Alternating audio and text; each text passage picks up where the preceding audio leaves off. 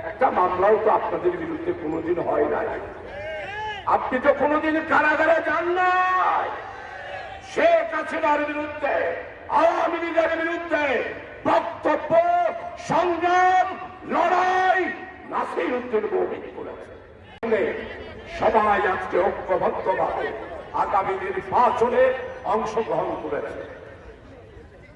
প্রিয় ভাইসব, আমাদের বাংলাদেশের বর্তমান আগামী নির্বাচন নিয়ে ষড়যন্ত্র শুরু হয়েছে। স্পষ্ট করে বলতে চাই, কোন ষড়যন্ত্র আমার একান্ত এই ভুবনের সঙ্গী হয়ে থাকে শুধু স্টেলা।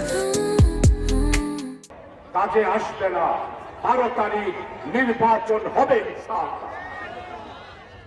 তাই প্রিয় ভাইসব, আগামী দিনে যদি আমরা নতুন একটি বাংলাদেশ গড়তে চাই, তাহলে আপনাদের সবার কাছে অনুরোধ করব, হাটহাজারীর এই নির্বাচনী এলাকায় আমাদের সম্মানিত নাসির উদ্দিন মনির, উনি জনপ্রতিনিধি ছিলেন। উনি চাইলে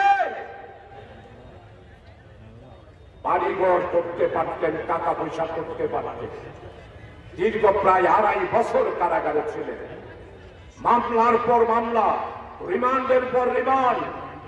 আজকে যারা এসেছেন, একটা মামলাও তো আপনাদের বিরুদ্ধে কোনোদিন হয় নাই। আমার একান্ত এই ভুবনের সঙ্গী হয়ে থাকে শুধু স্টেলা।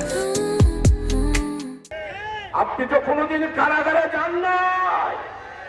শেখ হাসিনার বিরুদ্ধে, আওয়ামী লীগের বিরুদ্ধে বক্তব্য, সংগ্রাম, লড়াই নাসির উদ্দিন ভৌমিক করেছে।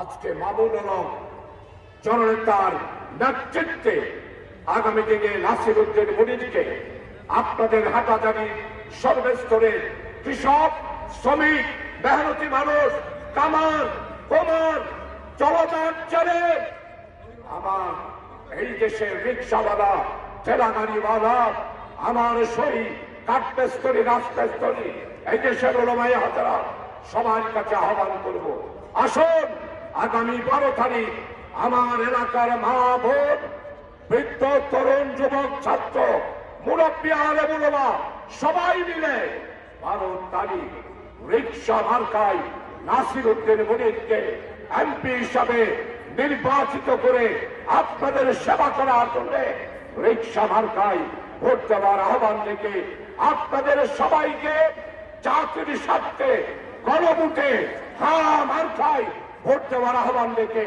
আমি আমার বক্তব্য এখানে শেষ করছি। আল্লাহ হাফেজ। বাংলাদেশ জিন্দাবাদ। আজকে 11 দলীয় ঐক্যজোট জিন্দাবাদ। আসসালামু আলাইকুম ওয়া রাহমাতুল্লাহ।